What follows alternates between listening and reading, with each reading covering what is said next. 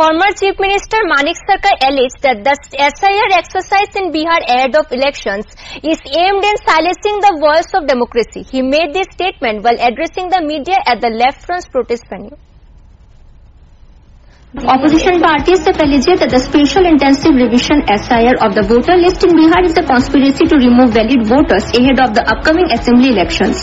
On Wednesday, speaking to journalists at the Left Front protest in Agartala, Manik Sarkar said that the SIR process is being used to deliberately target Dalit and Muslim voters. He claimed that due to the poor condition of Nitish Kumar and BJP in Bihar, the government is trying to turn the upcoming election into a farce.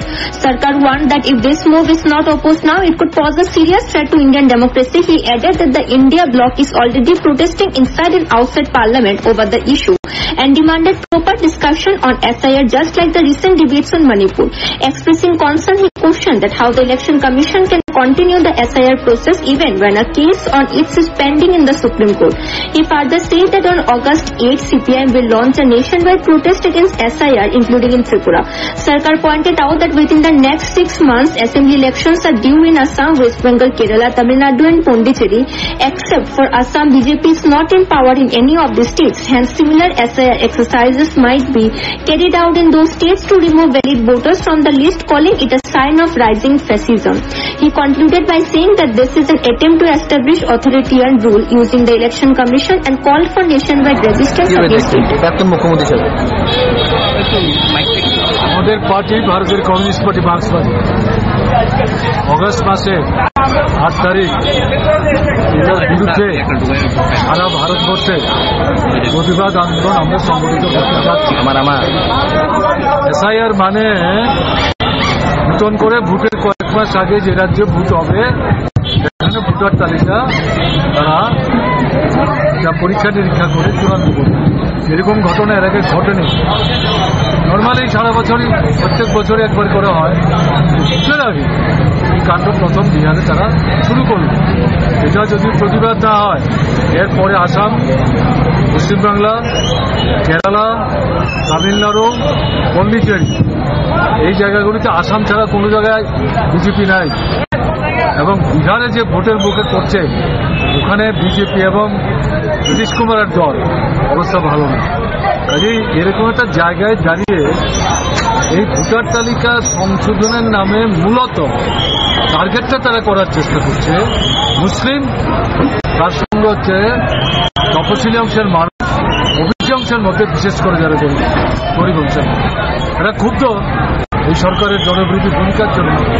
কাজে voter তালিকায় এদের নাম বাদ করতে না পারলে এরা যদি ভোট দিতে পারে তাহলে একটা ফল কি হবে তারা বুঝতে পারছে।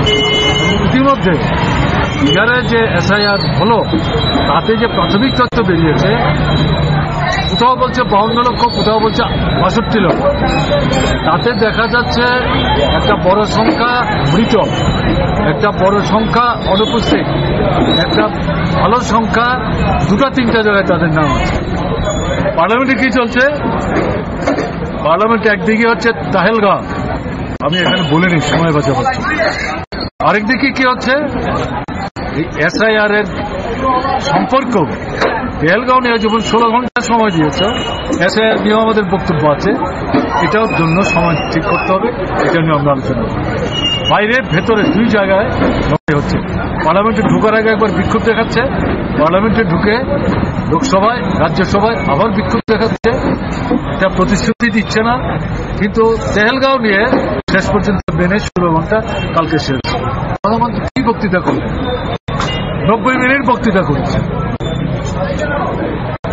যা আক্রমণ করলো এই 5 জনে যে 26 জনকে মারলো, কি করে তারা মারতে পারলো?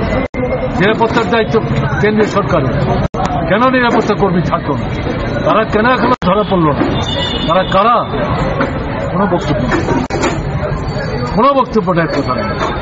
এই যে আক্রমণ করলো পাকিস্তান, সবাই দাঁড়িয়েছে ভারতবর্ষে, কোন দল বিরোধিতা করেছে। আমেরিকার রাষ্ট্রপতি সে বলল যুদ্ধ বন্ধ, তারপরে পরের দিন দেখা গেল যুদ্ধ বন্ধ। এটা 2 রাষ্ট্রের ব্যাপার। আমেরিকার রাষ্ট্রপতি কি করে এটা ঠিক করছে?